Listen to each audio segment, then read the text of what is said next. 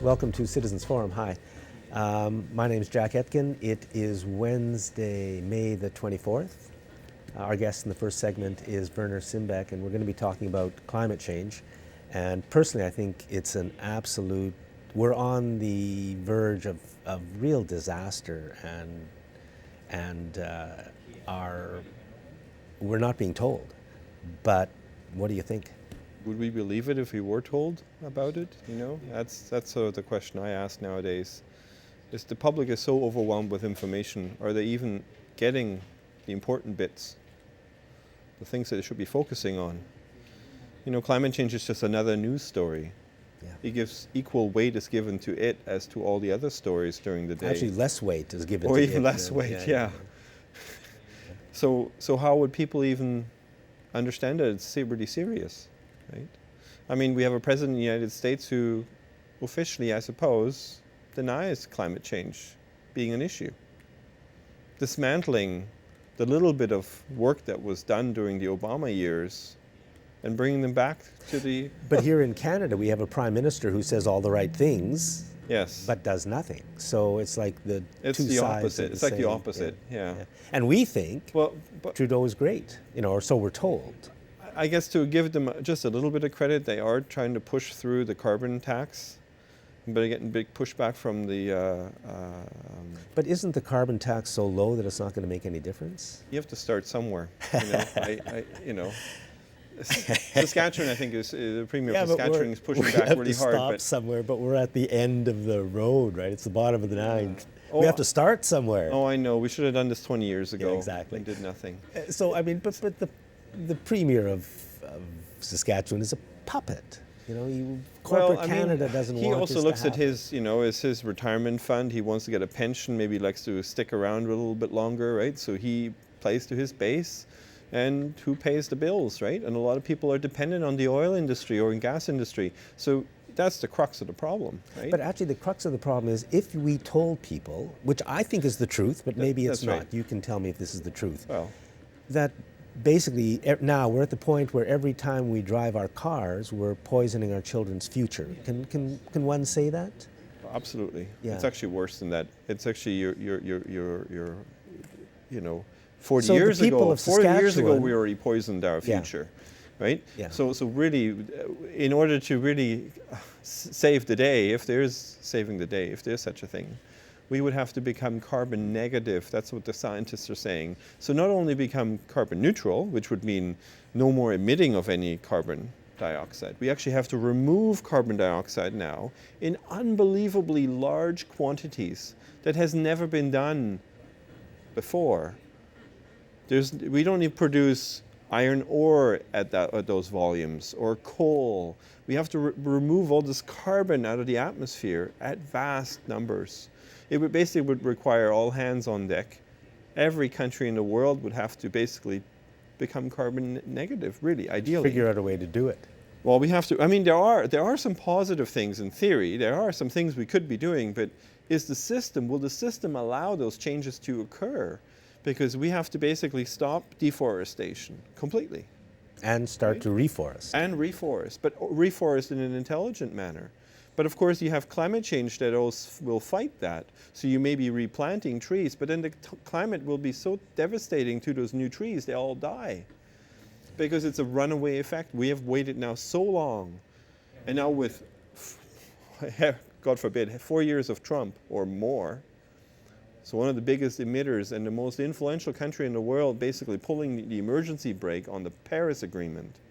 Paris Agreement basically got every country in the world to sign at least an agreement agreeing that there's a problem and agreeing we need to do something about it. I mean, that's not bad. That's pretty good already. Actually, it's pathetic, but at least it's something. Because there were no targets set. But the reason why they couldn't set any targets because the Americans it was impossible for the Americans with the state of affairs that they have to pass any legislation that would commit them to a target. So they couldn't have any targets. So we're waiting on them to get their act together. But in the meantime, they elected some moron, I'm sorry to say that, right? Who is now basically undoing all the little bit of good that Obama did with respect to climate change. And Obama didn't do all that much, But the EPA was supposed to regulate emissions. Well, that's being dismantled as we speak. It's not looking good, right? The hope that's left now is that China will do the right thing, and they are doing the right And thing. they are, yeah. Because they're such big players. Yeah. And now my understanding from the little bit I hear is that China is racing ahead on renewables. They are. Now, I don't even know if renewables are that great. Hopefully they're, because they've got to be made and dealt with and everything else, but hopefully it's at least a step in a positive direction. It is a step in the right direction, but there's so much more we would have to do. So much more. The food system has to change. Yeah. We have to grow local. Yeah, exactly. Think global, but eat local. Yeah. Right? Yeah. Getting your strawberries in the middle of winter will become a no-no. Should be a Yes, no-no. yes, yes. It'll become impossible. But- It's just not going to happen. I've got an idea. Then let's flood Site C Oh yes. and Oh, drown yeah. all that Well, farmland. we'll have lots of electricity, right? That's Yeah, what you're saying? yeah. Cheap electricity? Well, it won't be cheap and it won't be free of carbon emissions Yeah. because flooding, I mentioned that before, flooding that vast area will trap all this organic matter which now will decompose underwater and it release all this methane which will make it worse. Right. And it's worth mentioning that for all these decades, our rulers have kept, they never mention that. They always tell us hydro is green, hydro is green. I mean, there's no carbon problem from hydro, but that's not true.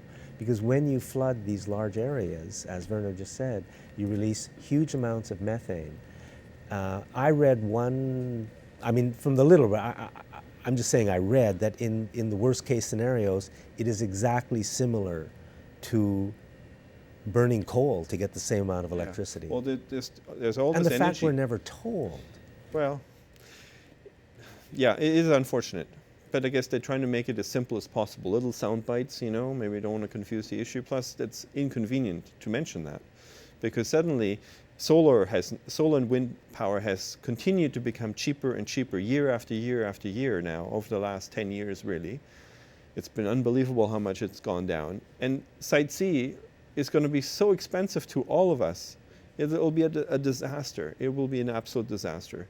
We'll be in debt for such a long time, and we haven't really dealt with the CO2 issue at all, meaning we'll still continue to emit CO2 at a large level. We could have put that money, that $9 billion or Methane, whatever, not CO2, into renewables, true renewables that we have, that is now cheap and it's available. Wind would be ideal. Solar would be ideal. I mean, really, every new house should have solar panels on it on default. Or by the building code should really call for that. Those are some measures we could easily do. It wouldn't really cost anything. The cost of solar is just so negligible now. And it shows how pathetic our political system is that none of this is happening. I mean, we're so far behind the curve, but our political system does allow huge amounts of wealth to be transferred up to the people at the top. And I think Site C is just an attempt. I mean, it's moving $9 billion plus interest, another $9 billion, $10 billion, $20 billion. It's moving huge amounts of public money into private hands. That's right. And it's going to, I think part of the plan is to bankrupt BC Hydro and well, we'll privatize bail it out, right? The public will bail it out. Basically, they'll use this as a piggy bank, right? The big international investors will get a huge rate of return at the expense of our well-being and, of course, the environment's well-being, even though it's painted green. Yeah. Isn't it brilliant the way we're managed? It's very sad. The trouble is that people just are not well informed. And it's challenging to be well informed. It is a huge challenge because we're bombarded with so much information. Getting independent information, independent news is challenging. You have to really do a lot of work. Yeah, but like right now, I mean, the big stories right now is like on CNN, it's Trump and Russia. And CBC right now, it's the bombing in Manchester, the murder of dozens of people. Those stories, they're able. Yeah, well, they focus on that. But sports. Look at the coverage given sports. Yeah. But the real disaster we face, one of them, and there's many, is climate change. And we're kept completely in the dark. It's never mentioned.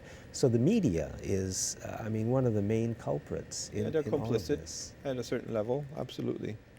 It's frightening. It's sad because we've waited now so long. You know, the road that we're on is coming to an end, right? The way we have our economic model that we are using is the endless growth model. It's basically driving over 200 species a day to extinction. And we're on that list. You know, we're just one of those many species on this planet will go extinct as well. And we'll probably be the species who will drive our own species to extinction. And the opportunity has passed, I think, to really turn it around. I mean, the changes that we would have to see globally would be an unbelievable change of... I think that it's past where we could get out of this with only minor problems. So we're going to have major disasters, that's for sure. famine. But we still have Conflict. to change and try to save everything from total disaster. Well, look so at the we seed have vault. to change. Remember we talked about the seed vault? Yes, the seed vault. The seed vault in Norway. Norway, I Yeah. believe, yeah. Flooding. Flooding. Built to protect seeds forever. And now it's raining at the North Pole, basically, and flooding the seed vault. I think what that shows you is that it was totally unexpected that the speed of change, the speed at which the northern hemisphere has warmed, Yeah. particularly the polar region, that is what has been so underestimated. The fact is that, I mean, these are clever people who built this thing, right? They all anticipated some degree of warming, but they never, I think, imagined it to be that fast and that vast. And of course now the question is, you know, I mean, yeah, they can probably with some money and funds keep it protected longer. And they actually have to keep cooling it as well, right? I mean, that's just what they do. And I mean, they chose that location because it was cold to begin with. But the point is that climate change is moving faster than expected, much faster than expected. And our politicians are aware of this, but they're unable to react because I think the political system as well as the economic system... It's the power of the oil industry and Stops corporate it. Canada. Yes. They want to get every last dollar they can out of our country and out of the world, and they're willing to risk everything, and they're using their power Yeah. for this insanity. Yeah, well, that's why we have... So we may have a Trump, new government right? here in BC. Right. Do you think it's going to make any difference? Maybe. But I think, you know, really what we should have seen a bigger voter turnout. 60% is not bad. 70 or 80 would have been better because all these young people, I bet you, didn't go voting if you were to look at the statistics. And unfortunately, you know, we could have had a much larger Green turnout or a bit Yeah, that more would have been votes for the nice. Green. That would have been nice. Yep. So we have what we got, and we can cross our fingers and hope that something good will come of it. I don't think so, though. Werner, thank you very much. Thanks for the time. The disaster is imminent, so I don't know what we're going to do about it, but good luck to us all. Thanks for watching this segment of Citizens Forum. Welcome back to Citizens Forum. Today we have with us Brian Burchell, and Brian is the president of the Association for Responsible and Environmentally Sustainable Sewage Treatment, otherwise known as ARREST. And Brian has written a letter to the Times Colonist about a week or two ago, and I read it with much interest. And so we invited him on the show. And Brian, I just wanted to ask you, what spurred you to write that letter?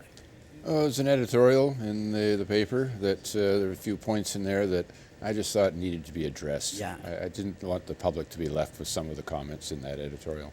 Yeah. So I got the letter here, and there's some really interesting points that you made. And the very first thing you said was, of course you said, Mr. Floaty is gone for good. That's the title of your letter. But No, that was the title of the editorial. oh, that's that what was the title of the editor said. editorial. Oh, but anyway, you started out saying that taxpayers need investigative journalism. And what spurred you to say that? Well, I didn't feel that the editorial dug into the facts and the evidence well enough. There were just some, I think, whitewashed comments to just brush it aside, that it's a done deal, we got to get on with it. And I think the expression was, train left the station or something like that. That, to me, was not good enough. There is an awful lot about this whole issue, some very important information that I felt that they should have put into the newspaper and Yeah. to educate the public about this. My concern was that it was helping promote the mistake in Washington where they think Yeah. that we're polluting the ocean, which we're not. And I was concerned that the editorial was promoting that view rather than giving the arguments against that view.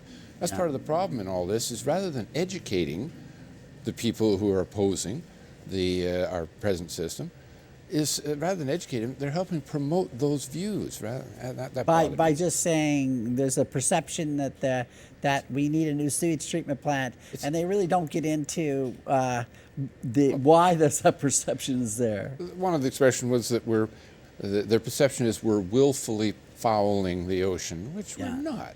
Their own scientists have been involved in the studies and showing that we are not doing that. American scientists have Yeah, it yes, too. University of Washington marine Yeah. scientists have joined the marine scientists here in British Columbia in studies, and what they determined is we're not fouling the ocean. Our system is working extremely well, essentially to the levels of secondary treatment. So we're not really in a crisis here in Victoria in sewage treatment. Absolutely not.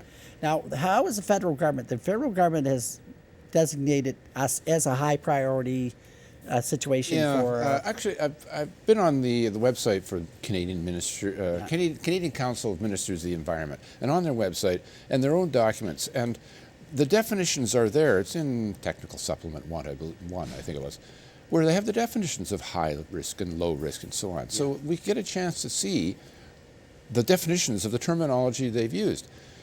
Victoria has been labeled by the CRD as a high-risk facility. The federal government didn't label us. Oh, I see. The CRD used the regulations and labeled us as high risk. And using the regulations, the CRD is correct. But what they didn't do is go further and point out that the guidelines are contradictory to the regulations. Yes. The guidelines, by the guidelines' own definitions, were clearly a low-risk system, in which case we shouldn't have to be doing anything for another 20 years, if anything at all. Yeah. But the CRD has said we're high risk and are going with that rather than pointing out to the federal government, you got a problem here. Well, that's where the investigative reporting comes in. Sure. You know, that somebody else should be looking at those regulations, some reporter. The CRD should. That's why I said that they're not representing us as well as I think people want their elected representatives to do the job. Is that our elected representatives should be finding this information, the staff should be finding it and bringing it forward so that our representatives can take this forward and argue it to senior levels of government. Your own language, pardon me, says that, we've got a low-risk system. But what we got, unfortunately, is a group of directors who want this project done. Regardless of what the rules are and the science is on, they just want the project and they're pushing ahead anyway. Now, you're saying that in the United States there are systems like we have here in Victoria that totally operate. Sure.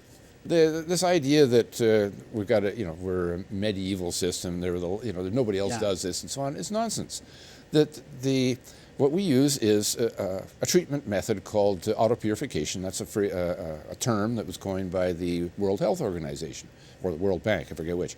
But the thing is that it's an entirely accepted process. It's used all around the world. It's used by dozens of communities in the United States.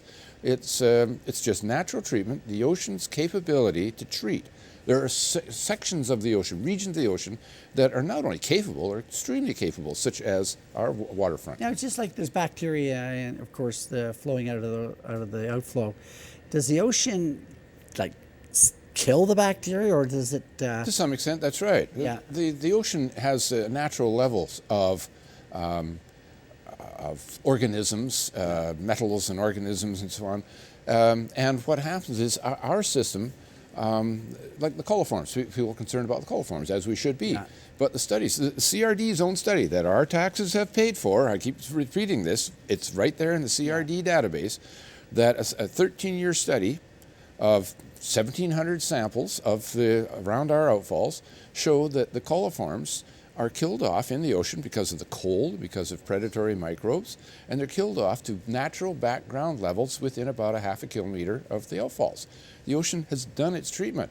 People are concerned about toxic metals and so on. The thing is that what the studies also show, CRD's own studies that our taxes have paid for, have showed that the level of the metals inside the pipe are less than drinking water standards, as much as 100 to 1,000 times lower than drinking water standards. And that's before the extreme dilution into the ocean. So all this fear about toxic levels That's is nonsense. remarkable. This is the kind of stuff. So this business that we're fouling the ocean, this needs to be challenged. And this is where I'm very concerned that local media, other than a couple such as Focus Magazine, Yeah. they've done an excellent job. Focus has done a fabulous job of investigative journalism. So have a few others, but the mainstream media is not doing that job. They seem to be helping to promote this misperception of Yeah. how well our system works. Well, I have a little bit of an interest in that. I live near the Heartland landfill. I live in the Todd Creek watershed. Yeah. It's already a heavily polluted watershed, and it seems like if things go ahead as they have planned, there will be times when they're going to be trucking or piping sludge up to the landfill, but not to be put in the landfill, but just into some kind of permanent storage. Is that correct? I've heard various stories on that. There was intent to store it at the landfill until they can figure out what to do with it. That was my understanding, is they're going ahead with building this, not knowing what they're going to do with the sludge. They're going to be removing it from the flow, which they Yeah. don't have to because the ocean's taking care of it just fine, thank you. But they're going to be removing it from the flow and then sending it to Heartland. And last I heard was that, not last I heard, but what I did hear originally when this plan was approved back in September was they didn't know what they're going to do with the But sludge. the actual sludge will be different because of the treatment, isn't it? Isn't that the case? It's still just the sludge, and they're just going to store it Yeah. and hope they'd find some way to make use of it. And I understand that they have come up with something, or they're working on a probable use of it. Yeah. One of the problems that was highlighted by an article in Focus Magazine, and that is the engineers have identified that they will be at times adding chemicals to the flow in order to speed up the removal of solids from the flow. Right. And the addition of those chemicals renders the sludge, I won't say unusable, but let's put it this way, back in Ontario, where there's a huge controversy over the addition of these chemicals, incinerator operators and people who spread it on the land don't want it. They don't want this sludge when the chemicals have been added. And apparently we're planning to be adding chemicals. According to the engineers, there's a plan to go ahead and be adding chemicals, not all the time, it's just when the system bumps up against capacity and the system can't remove the solids fast enough, they'll then be able to add chemicals to speed up the So removal. we're actually creating a new environmental problem here beyond what we have already. According to that article and his research of what's going on in Ontario, it's a huge issue back there, a big controversy. And so, yes, you may be right that we're setting ourselves up to head toward the same problems. You know, just looking at your letter here, and you say Victoria's new sewage infrastructure will contribute to escalating global warming. Yes.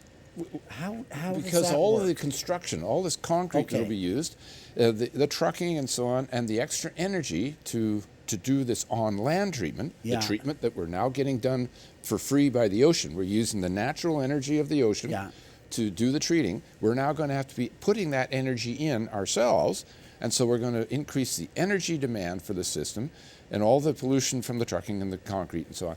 So now we're going to have a bigger carbon footprint for the treatment of our sewage. Yeah. A treatment system we have that's doing just fine at a lower carbon footprint. We're going to a higher carbon footprint, and that is an addition to climate change. That increases our impact toward climate change.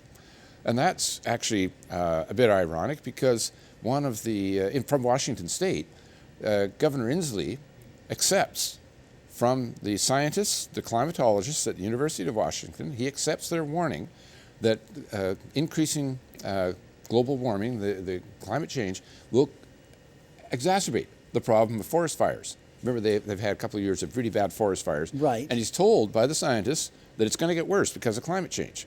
And he accepts that. So he's believing the scientists, but he's not believing the scientists, marine scientists from the same university who are saying Victoria is not causing a problem. So the governor is part of the crowd that's saying we've got to build this on-land treatment system, which is going to contribute toward more forest fires, more ocean acidification. So it's strange. Sure. Now the thing is that their main sewage treatment facility broke down 2 or 3 months ago. One of the big ones, yeah, down, I forget what point it's on. But yeah, that because of some heavy rains, it backed up. And it's interesting, the damage was extensive there. I found another report on it, industrial organizations that wrote on. A machinery room was filled to the ceiling, and it wiped out machinery and electrical panels. A huge amount of equipment was Motors, ruined by this. Oh, controls. It was huge, and it was just because of extra rain that caused some backup. The thing is, it's at sea level. We're planning to build at sea level, so have we made sure that we're not going to have the same problem? Well, it's interesting. I read one article where they said it was a combination of high tides and heavy rain. That's true. Yeah, and Now, in Victoria, same tides that get high here. It's the same Yeah. tides. We're on the same waterway. they are building some kind of a barrier, although it is on the sea, on the shore. I think there's like 5-meter concrete barriers or something that they're building there, from what I've been told. But how much protection is that really going to be giving us, and how much are they building in? Are the systems going to be robust enough to handle big weather events like that? They need treatment system because it's on Puget Sound, and Puget Sound doesn't have the same kind of ocean actions right. that we have here in the open Yeah. straits. We have farts, not just the tides. We have other currents happening here, and that enable us to treat. They don't have the same capability. So I just want to make clear that I'm not suggesting that they don't need their treatment plants down Yeah. there in Puget Sound. They do need them because the ocean there can't handle the amount of flow that they get from the millions of people that live on the Sound. Yeah, and there's a huge population there. that's right. Brian, always so interesting to have you come in and talk to us and keep us up to speed on the developments. Right. And I agree entirely with you about the level of real investigation that's going in, not only for reporters but for politicians and everybody. Correct. There's a certain degree of laziness, perhaps, and they're driven by an ideology that seems to be not comprehensible to anybody that has any common sense. But they're all in agreement. They want to build this thing. I think and you we're hit hit- on it. They're on their own ideology. They're not. We're stuck not with as- these guys yeah, right now. Right. So thank you very much, Brian. Thank you. And that completes this segment of Citizens Forum. Welcome back. It's Wednesday, May the 24th. I'd like to start by thanking our volunteer crew and the Shaw staff that makes this program happen every week. In this segment, I am going to interview Walt, and we're going to talk about electromagnetic radiation. Now, Walt, you test for electromagnetic radiation, and I know over the years you've become quite expert in the whole field. So, first of all, what is EMR? Well, electromagnetic radiation is the energy that comes off of all electrical equipment. It comes off of all the wiring in buildings. Electromagnetic radiation is what comes in onto the planet from outer space, like in gamma rays and all sorts of other energy that comes from space. But what I've been focusing on, the major concern the health officials, is man-made electromagnetic radiation, man-made electricity, and man-made gadgets like cell phones, microwave ovens, the whole list of items. We could talk about. Fridges, stoves. Everything will emit some level of radiation. Now, what we're looking at is what level of exposure is safe biologically, and we try to advise people to keep their exposure levels as low as possible, and to avoid being exposed if possible. How does EMR work in nature? Well, this is the thing. I mean, I was looking for a quote today because there's a wonderful quote in a book I read a few years ago about how the human body works. And basically, everything in the human body is electrical. The way our heart beats is this electrical signal. Our brain function, the ability for me to talk right now, is all electrical communication. The communication between cells is electrical.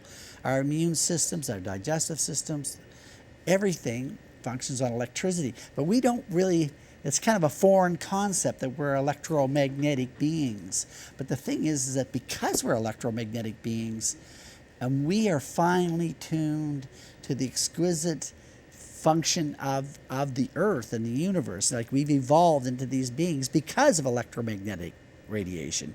Now we've introduced man-made energy into the equation. We're living in this soup of man-made electromagnetic radiation that's not too good for us. It's actually causing us harm.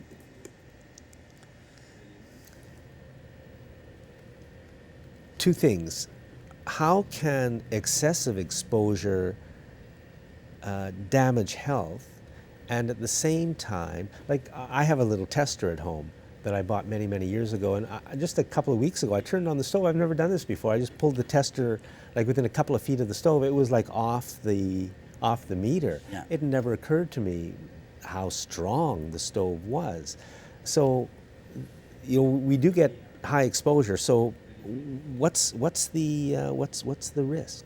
Well, the risks are it's basically because our bodies rely on this balance with nature and the electricity in nature. We accept the radiation into our bodies because our bodies are saying, "Oh, the sun is shining. That's great. Let's absorb the sunshine and we'll get our vitamin D. That's very healthy radiation." And our bodies are tuned to accept it. And when we create all this man-made radiation with the frequencies being totally different than what we're used to, and much more powerful, and our body's welcoming that energy in. Our cells are welcoming that energy in, and it causes a whole range of disruptions. Now, I did bring one group of studies. It's called the Bioinitiative Report, and I'll just hold it up like that. And basically, this is a 600-page document. You can look at it online. And it's fairly hefty, all written for the general public. And it goes through all these health effects. And it looks at all the good research showing how this type of radiation is causing these types of illnesses. And it can go from all the bad things like cancers and very, very serious things like Alzheimer's and stuff like that, but on right down to how our immune systems how our bodily functions in general are working, how we can have symptoms like fibromyalgia or chronic fatigue, or we just have a whole range of other health issues that all can be worsened by excessive exposure. Now, I know you do testing, and I know that you go into houses where the levels are quite low and people, it's no problem, or at least a minimal problem, but you also go into houses where it's quite high. Yes. And so there, people do run, and there's lots of them. There's no shortage of houses where it's quite high, or buildings, or workplaces, or everything else. So people are being, the authorities know this, that people are being exposed to damaging material. Yeah. Can this be fixed up? Can it be minimized? Well, this is it, Jack. If buildings are wired correctly, and the code is followed very, very closely, and if you don't have equipment in the building that's causing high levels, you can actually have a fairly safe building. And I've had many cases of doing testing in homes where there was ill health, and after lowering the radiation levels, seeing dramatic changes in people's health. And then that happens time and time again. So after a while, you have to realize that this is having an impact just based upon the evidence before me. Now, you're not the only one doing this. I mean, this is a worldwide thing. I mean, there are people studying, there are books written on it, there are scientists studying it. It's a huge field, but it's something we never hear about. To us, whoever thinks about it, because it's never, ever talked about. But it's a very important issue. Earlier you had Werner on talking about climate change and the ability for the public to turn off, and particularly politicians to simply turn their brains off on this issue. And this is a threat to global survival. And they're able to ignore that issue. So we shouldn't be too surprised if they can ignore this sort of an issue, which is very complicated. And we're not seeing that type of education we need on this at universities. We have universities happily building electromagnetic weapons to use anti-personal weapons like the microwave gun and many other types of weapons that shows that the radiation is harmful and can harm your enemies. But at the same time, we can't find anybody at the universities to do the sort of studies that we'd like to see to bolster the evidence of the biological harm that's causing, and it's just simply creating guidelines and regulations that are based upon biological effects. We don't have that right now in Canada or in the United States. We just don't have any regulations to protect the public health. That's why people like myself we're doing this work and looking at the biological effects and saying, okay, we're going to lower these levels of radiation in the building below what is really harming you, and not worrying about what the officials are saying. It's a huge issue, and it just goes under the radar, shall I say. What's happening in schools, especially in schools, but Wi-Fi. Wi-Fi is everywhere. Now that's a slightly different kind of radiation than coming off of a fridge or stove or anything else, but what's happening with Wi-Fi? Well, you know, Dr. Martin Blank, who we've interviewed on the show a few times here, is a co-author of this report, and he told me that even though there's a wide variety of frequencies, like microwaves, or for cell phones are working in billions of cycles a second, like, you know, that's in the gigahertz range. So it's incredibly fast frequency. Power line frequency that we're using for our household wiring is 60 cycles a second. So the frequency range is so wide, one would think, okay, the effects are going to be very diverse. Well, they are to a certain degree, but on the other hand, the body's looking out at this pollution coming at it. It recognizes that, hey, this isn't what I signed up for, and it fights against it regardless of the frequencies. So the body itself gets turned on to fight against these things, and that process itself can wear out our immune system. So differentiating is important to do, but only up to a certain degree. The other thing is about Wi-Fi is in schools is we get children with developing brains, with developing bodies and developing immune systems, and the evidence is overwhelming that this is detrimental to their health, to their physical health, and also to their cognitive abilities.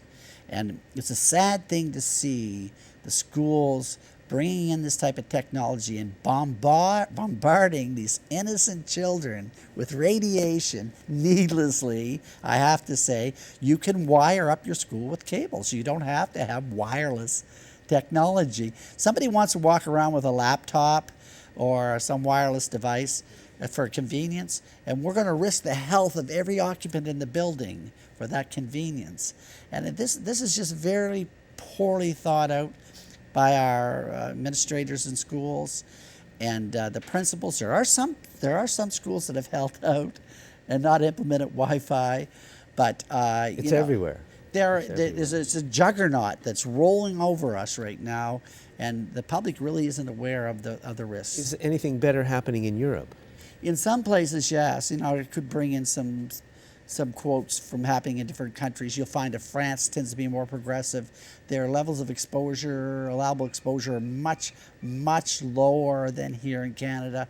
So you'll see other countries will have exposure levels maybe 100 times, 1,000 times more stringent than Canada. Smart meter radiation. Well, smart meters is a whole new challenge. Smart meters are placed on all buildings by BC Hydro and by all the utility companies in North America. Smart meters have an incredibly powerful burst of radiation that comes out of those meters. They are like a cell phone that's mounted on the side of your house, but the way they transmit that technology in packets of information, incredibly high levels of radiation that are fired out of that meter. So if those meters are near you or in your bed, near your bedroom, or in your workplace, periodically you're being blasted with this transmission. Now, the authorities are saying, oh, it's not that bad, and this is the level of exposure. But the thing is, our authorities, Jack, have a set of regulations that are based upon tissue heating, not on health effects. And we can get into another whole discussion of that. But our health authorities and BC Hydro are just saying, no, we're just abiding by the law, and it's nice and convenient to blast this. But the laws don't protect us. Yeah, we can blast this these signals out through your body and through your family's bodies out into space, and hope for the best, you know. Two more things: microcells in neighborhoods. I don't even know what they are, and cell phones. Well, there's new technology coming out where instead of moving wide out and putting transmitters on mountains and hills and all that. They're bringing the transmitters right into our neighborhoods and mounting them on telephone poles. It has a lot to do with the new, wanting to be able to transmit more data for computers and more information in general. So they brought those transmitters in very close, and those neighborhoods are being blanketed 24/7 by a new level of radiation. It's just another level on top of it. Now, It's cell phones used to be unbelievable. the problem, Jack, and back in the day in 1992 when I stopped using my cell phone because of the evidence of harm, it was the old analog cell phones. That phone was 110 times less powerful than the new iPhones or the phones that have screens on them. They're holding now in their hands 110 cell phones that I used to hold when I quit using it. So this is not it's not a stable situation. The radiation is escalating in our environments. All this new fancy technology and that's coming out and we're being exposed to with this new type of radiation is only worsening for us. And we really have to kind of rein this in and get more control over our exposure levels in general. There we are. Well, we've got a new government here in BC. Maybe they'll lead the charge. Let's hope something happens, because this is an important issue. Thanks for watching this segment of Citizens Forum. Welcome back. The last segment of Citizens Forum is the Walton Jack Show, so away we go. Today is Wednesday the 24th, and the final results of the election were just announced, so it looks like it's 43-41-3. And I mean, I'm kind of predicting some kind of green NDP coalition, and I hope they do some great stuff. If the lieutenant governor is the lieutenant governor in British Columbia, it's not the governor general. She's the one that decides on what sort of arrangement. Isn't that remarkable? But if you do the math, if you add the Greens and the NDP together, they actually have 44 seats. So it'll be interesting to see what transpires there. I wish I could be a little more excited and hope for something better. But, as we looked into the parties, looked at the NDP and the Liberals, other than a little bit of window dressing maybe, or a pipeline that the NDP are against, pretty well the same old between those two groups. And if you look at, Jack, that they have used the same public relations people to write up their speeches and to create their election platforms, you really have to wonder, what is the game here, really? Are they different parties at all? And that's a very, very important question, because it underlies everything else, and we should look into it, because there's a lot to look into. Yeah. And it goes to the very heart of our democracy. Do the political parties work for us, or is it all part of a sham? And I fear the worst, but we'll hope for the best. The bombing at the concert in Manchester just happened a couple of days ago, and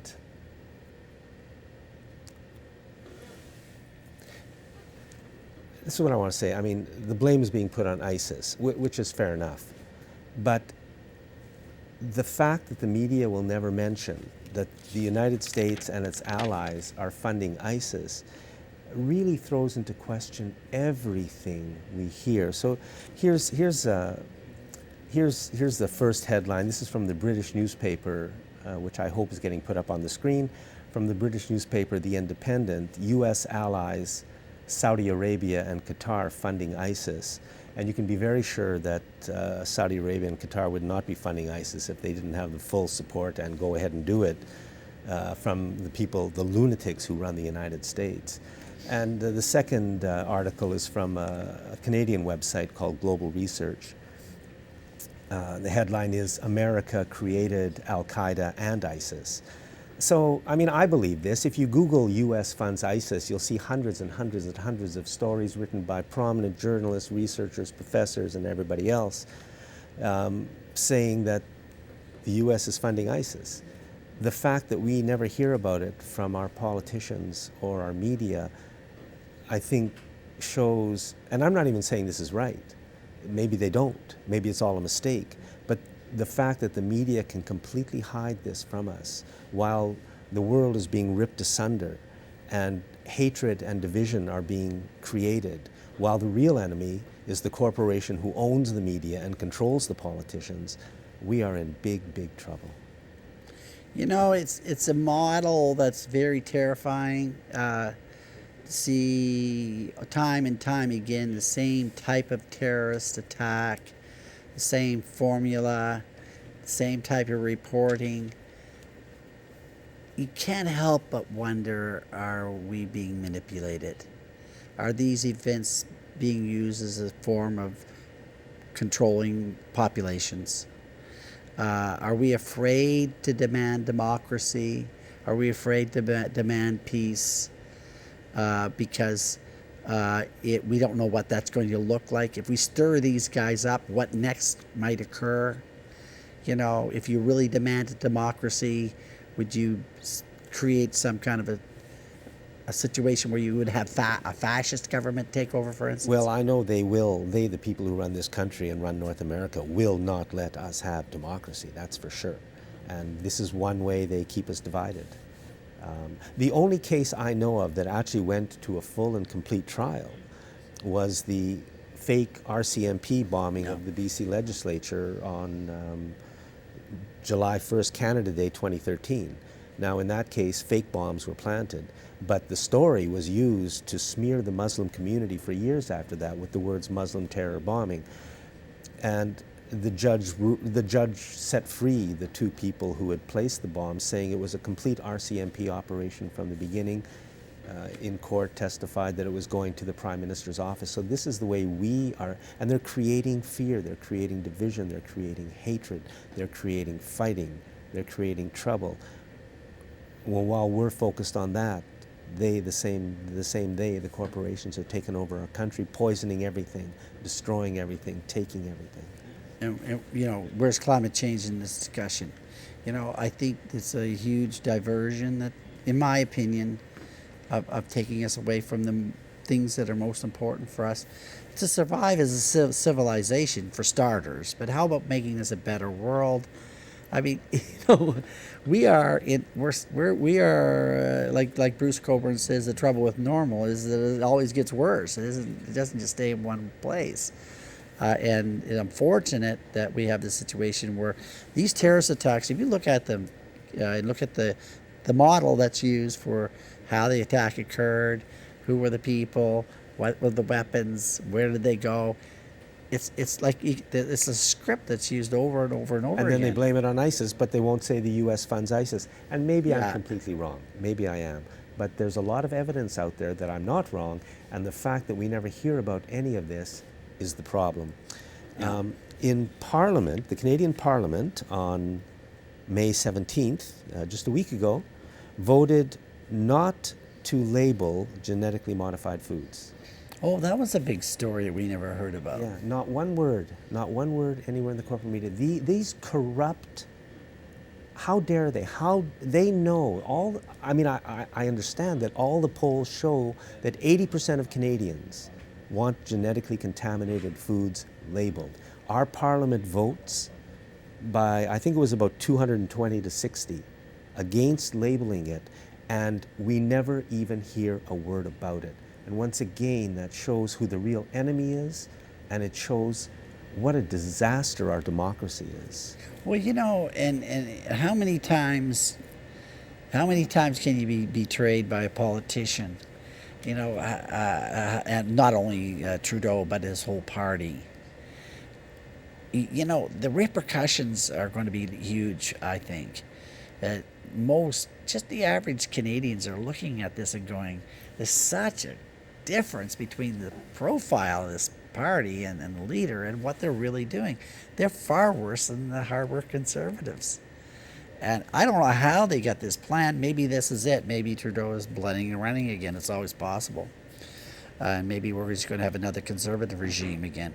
But it's really remarkable. I've never seen quite this level of betrayal. You know, time and time again on so many issues. I just want to mention the assisted dying law.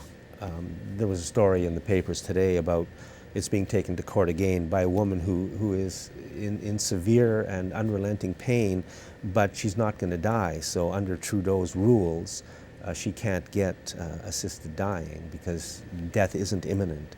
And here's why I think the law was written this way by the Trudeau government, because people who are sick and dying but are going to live for a long time are some of the best customers the pharmaceutical industry has. And I don't think they want to lose those customers. And I think that's why the law was written as it is. You know, there's a statistic on that where the last 2 years of your life, you use up 80% of all your health care costs. So, I mean, that end of lifetime is incredibly expensive. It's tricky, Jack, and the debate is whether or not when you can decide to take your own life. And they simply have to modify it. They have to use more common sense and you just have more compassion for people. And I mean, it is a matter of, for many, many times, for people to exercise what should be their right. I found out a few days ago that California has been using fracking wastewater to irrigate their crops. I've heard rumors of this for a couple of years, and I didn't really, including organic crops, because under the California code you can use fracking wastewater to irrigate organic foods too. And I thought, they may not still be doing it now, I don't know, but they were doing it for a couple of years. And they're probably still doing it now. But I thought, for this to happen, and our media, who care so much about us, don't even give us a word of warning, and our politicians who are out there to protect us, oh yeah, California's using fracking wastewater to irrigate the crops, but let's not tell anybody. And what's in that wastewater, Jack, they won't tell us. So we really don't know what we're up against because the companies can hide that evidence. Well, it's safety on sidewalks. I walk a lot, and especially in areas close to the downtown, it's become quite dangerous on the sidewalks. Most people are very, very good, but there is an unruly or bullying element of people out there who ride down the sidewalks at high speed on bicycles or skateboards. And maybe some of them don't even know the impacts they're having on people, but it's not pleasant for the walkers. And some people just don't care. I've seen totally crazy things happen on the sidewalks. And again, there seems to be no knowledge of what the rules are, and then no enforcement of any rules, so it just kind of carries on. Yeah, I don't go downtown that much. I don't find it. I find it to be an onerous thing trying to find the parking and you try to do what I want to do. I just find it's a lot of hassle. And I have noticed that too, that especially the skateboarders are having a lot of fun, but the crowds are scattering as they go down the sidewalks, and they seem to be getting away with it. I really think it's a deeper problem that the people who run the show are really trying to destabilize our society in many, many ways. And that's one small way, or not so small way, that they're doing it. There's no rules, no enforcement.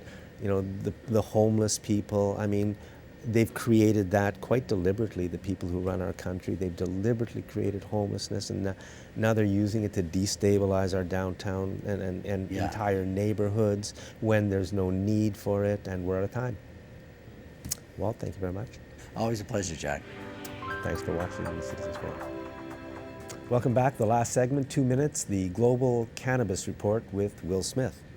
Thanks, Jack. Yeah, a couple of things rolled in that I thought I'd bring to your attention. So one of the funny ones was in Brazil, evidently, I haven't really studied it yet, but there are some guidelines that just sort of showed up on the Brazilian government's pages without really any announcement. So people have noticed that the Brazilian government is developing a policy about cannabis without really telling anybody about it. It's just sort of appearing on their website. I thought that was kind of funny. And then Did you say it was medical? Oh yeah, it's medical. Yeah, it's medical. So it's bringing cannabis into the medical system. And I don't know too much about Brazil. I've never been there, but it's an interesting country because they're very much. Well, they have a saying in Brazil: "Brazil is the country of the future and always will be."